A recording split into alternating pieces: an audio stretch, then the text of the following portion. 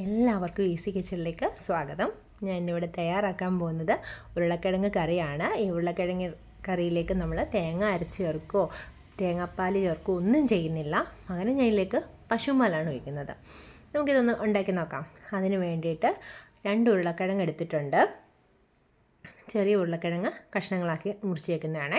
പിന്നെ ഒരു സവോളയും അതും അരിഞ്ഞു വെച്ചിട്ടുണ്ട്. ഒരു ക്യാരറ്റിൻ്റെ പാതിയും ഒരു പച്ചമുളക് എടുക്കാം, പക്ഷേ വലിയ എരി വേണ്ട ഇതിലേക്ക്.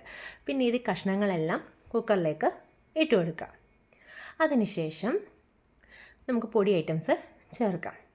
മല്ലിപ്പൊടി 1 ടീസ്പൂണ്, ഗരം മസാല 3/4 ടീസ്പൂണോളം ചേർത്ത് കൊടുക്കുന്നുണ്ട്.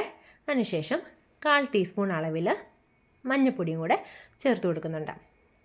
ഇനി നമുക്ക് ചേർക്കേണ്ടത് ഉപ്പാണ്. ഉപ്പ് ആവശ്യത്തിന്. അതിനുശേഷം ഇതിലേക്ക് വെള്ളം ഒഴിച്ചു കൊടുക്കുക. ഒത്തിരി വെള്ളം വേണ്ട, ഒരു ഉരുളക്കിഴങ്ങിൻ്റെ ലെവലിൽ നിൽക്കത്തക്ക വിധത്തിൽ ഒഴിച്ചു കൊടുത്താൽ മതി, ഒത്തിരി വേണ്ട.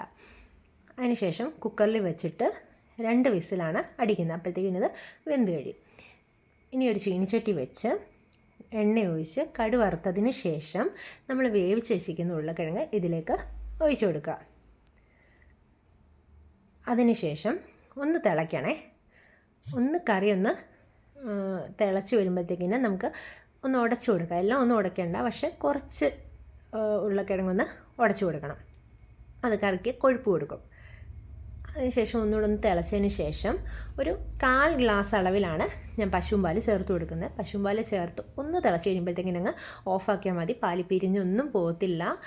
ഞാൻ ഇത് ഉണ്ടാക്കാറുള്ളതാണ്. നമുക്കിത് തേങ്ങാപ്പാൽ ഒഴിച്ച് ഉണ്ടാക്കുന്ന അതേ ടേസ്റ്റിൽ തന്നെ കഴിക്കാൻ പറ്റും. നിങ്ങൾക്കിത് ഇഷ്ടപ്പെട്ടെങ്കിൽ ഇത് ലൈക്ക് ചെയ്യണം, സബ്സ്ക്രൈബ് ചെയ്യണം. നിങ്ങളിത് ട്രൈ ചെയ്ത് നോക്കണം. നമുക്ക് ലാസ്റ്റായിട്ട് ഇച്ചിരി കരിവേപ്പിലയും കൂടി ഇതിലേക്ക് ഇട്ട് കൊടുക്കാം. ഇവിടെ അതാ റെഡിയാണ്. Thank you.